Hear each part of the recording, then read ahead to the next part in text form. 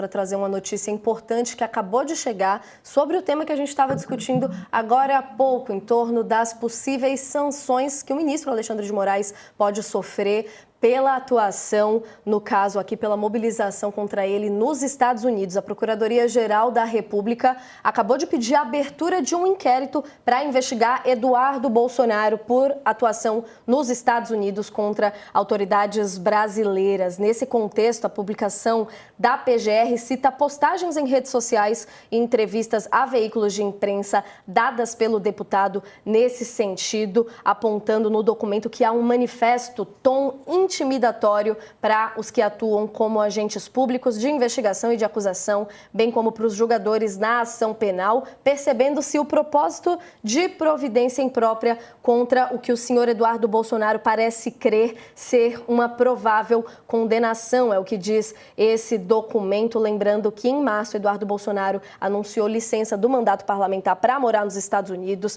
onde está desde o final de fevereiro, e já quando ele anunciou ali aquela decisão, ele fez uma série de críticas ao ministro Alexandre de Moraes, responsável pelo inquérito que tornou o pai dele, Jair Bolsonaro, réu. A gente tem, inclusive, aqui até a parte desse documento da PGR falando sobre essa abertura de inquérito, esse pedido da abertura de inquérito, dito ali: peço afinal que se dê a oportunidade de o senhor Eduardo Bolsonaro poder esclarecer, prestar esclarecimentos úteis para fins do inquérito, para o que sugiro diante da gravidade dos fatos, da permanência de tempo e da seriedade das providências em tela, que o senhor Eduardo Bolsonaro seja convidado a se manifestar sobre os fatos que compõem essa petição por escrito no prazo que for estipulado. Sugerem também que a digna Polícia Federal encaminhe a notificação aos endereços eletrônicos de que dispuser ligados ao deputado Eduardo Bolsonaro, sabendo que ele está fora do Brasil, mas está em permanente contato e também nas redes sociais, usa os meios eletrônicos de comunicação, sugerindo então essa oitiva de autoridades diplomáticas brasileiras nos Estados Unidos para que possam apresentar notícias sobre os fatos e ter essa convocação do Eduardo Bolsonaro. Josias, queria já uma análise rápida sua aqui também para a gente avançar nessa discussão. A gente que falava aqui agora há pouco da atuação do Bolsonaro lá dos Estados Unidos, do Eduardo Bolsonaro dos Estados Unidos, agora a Procuradoria-Geral da República se manifestando também sobre, né? Quer me parecer que a Procuradoria está dando uma relevância ao Eduardo Bolsonaro que ele não possui.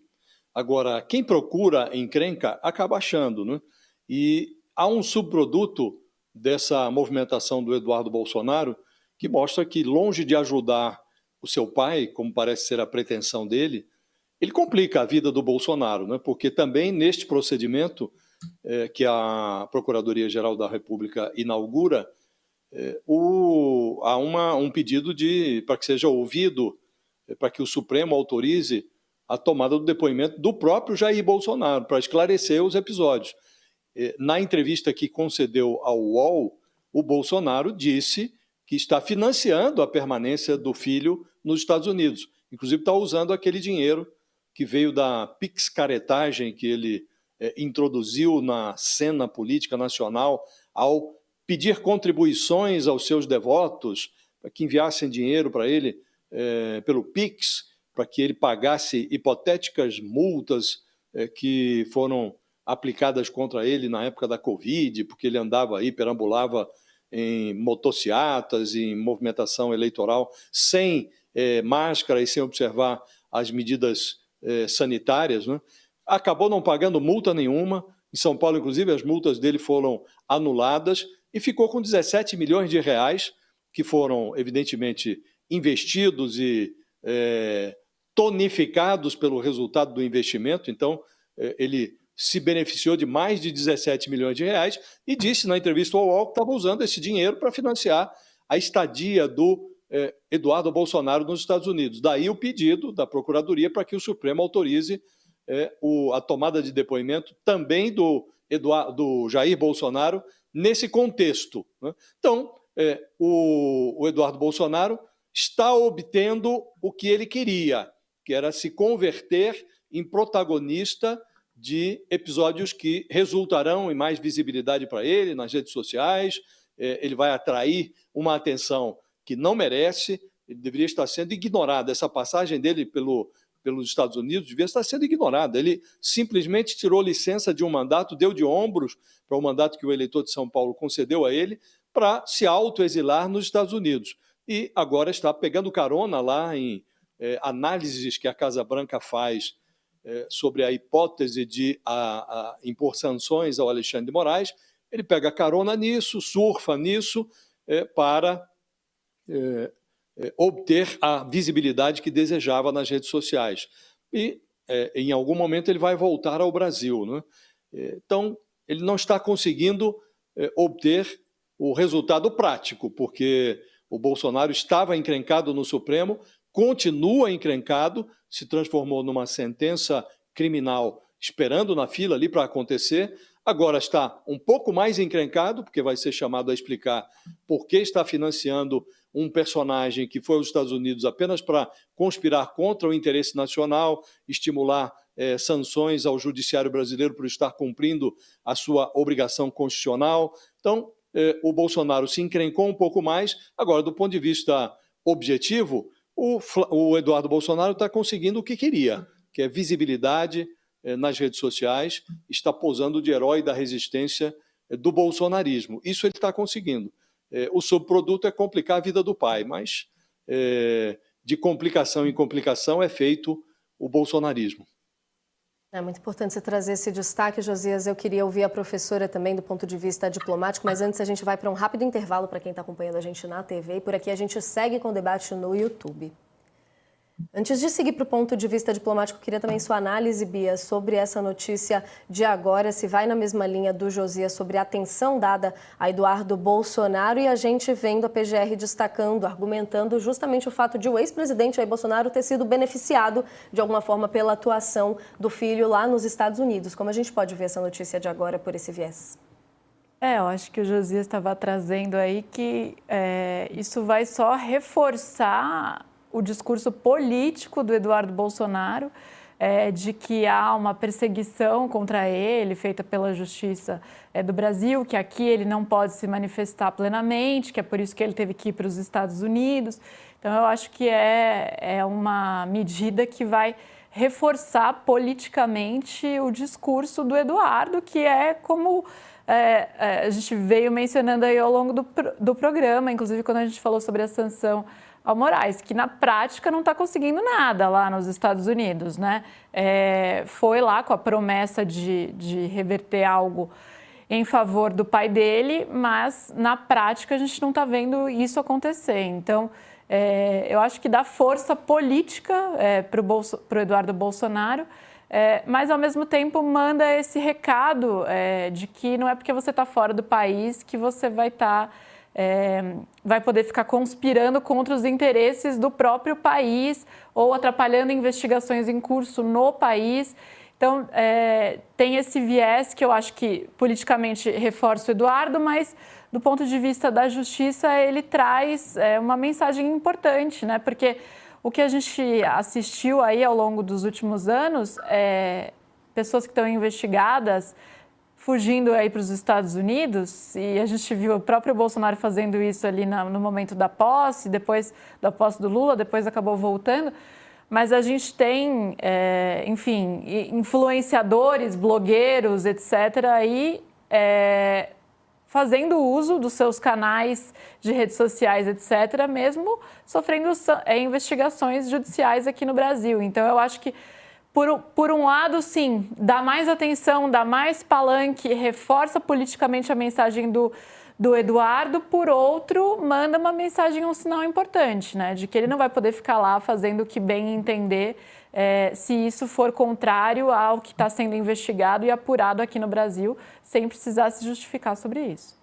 Com certeza, uma leitura importante. A gente vendo aqui também no destrinchar dessa história, a PGR também avaliando que devem ser ouvidas autoridades diplomáticas brasileiras lá nos Estados Unidos que possam auxiliar a trazer mais informações sobre essa movimentação que a gente segue analisando aqui logo no final do nosso intervalo. A gente tá de volta aqui agora com a nossa audiência na TV e no YouTube, falando da Procuradoria-Geral da República pedindo a abertura de um inquérito contra Eduardo Bolsonaro por todas essas movimentações que a gente vem acompanhando lá nos Estados Unidos. Nas análises do Josias e da Bia aqui, a gente falando um pouco sobre o efeito prático dessa discussão, dessa abertura e do palanque que isso pode dar ou não para o discurso da extrema-direita, né? A gente está aqui com a presença também da professora Flávia Lossi, de quem eu gostaria de ter um comentário aqui, falando um pouquinho do ponto de vista diplomático, né, professora? A gente acompanhou por bastante tempo as relações do Eduardo Bolsonaro por lá, vimos aqui que vai haver ali uma relação também com diplomatas brasileiros para ter essas informações das relações que o Eduardo Bolsonaro construiu por lá, mas desse ponto de vista técnico da diplomacia, como que a gente pode ler essa notícia, essa tentativa da PGR de frear a atuação do Eduardo Bolsonaro nesse sentido? Essa ação é necessária por tudo que aconteceu aqui no nosso cenário doméstico, mas ainda não vejo, na minha análise, uma crise diplomática entre Brasil e Estados Unidos por conta dessa história, né? Que ainda vai ter vários desdobramentos, como vocês mesmos trouxeram. Então, o que acontece é que também a gente tem o envolvimento do Eduardo Bolsonaro com o governo Trump. É algo, assim, ocasional, de governos, né, por conta de uma afinidade ideológica. Então, o que se espera é que isso não transborde para as relações entre os países, principalmente no campo da diplomacia, que é muito profissionalizada, tanto aqui no Brasil quanto nos Estados Unidos. Então, isso que é o mais importante. Mas, claro que isso vai ser usado, tanto lá quanto aqui, como moeda de troca, mas principalmente como mais combustível em cima da campanha eleitoral de 2026. A gente ainda não tem o candidato do bolsonarismo, mas tudo isso vai ser usado dessa forma.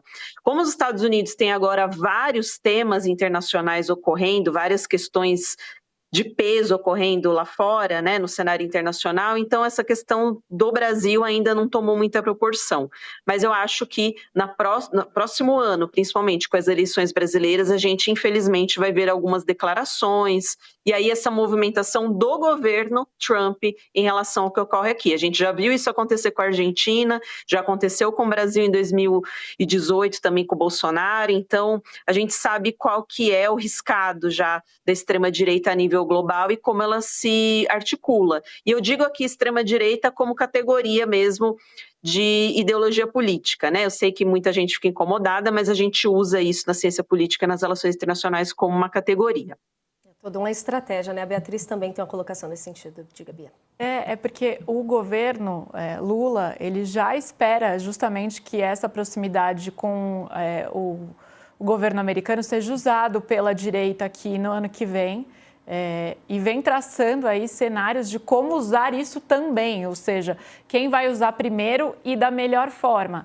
Apesar de o eleitor brasileiro tipicamente não votar num candidato ou em outro em razão de política externa, isso não é um assunto que é definidor de voto aqui no Brasil, né? As questões domésticas importam muito mais, mas o governo Lula já imagina, e petistas também ali do entorno do presidente Lula, que isso vai ser usado no ano que vem e se preocupa muito com a influência justamente das Big Tech nesta disputa do ano que vem, por isso todo esse debate aí vem sendo feito, não só por isso, mas também por isso, né, de regulamentação das Big Tech. E uma das estratégias que vem sendo discutida ali pelos assessores, pelas pessoas próximas ao presidente Lula, é o de deixar a direita um pouco perdida com relação ao discurso de proximidade com o Trump.